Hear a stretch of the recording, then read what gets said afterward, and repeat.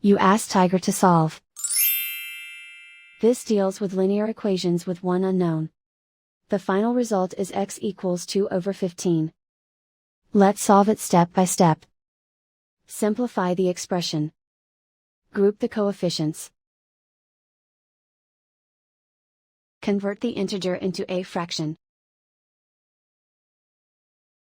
Combine the fractions.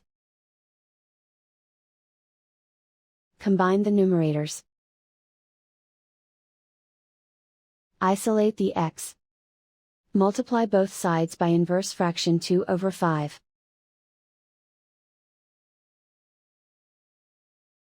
Group like terms. Multiply the coefficients.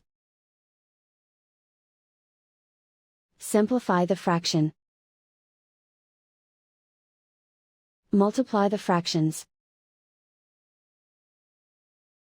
Simplify the arithmetic. And so the final result is x equals 2/15.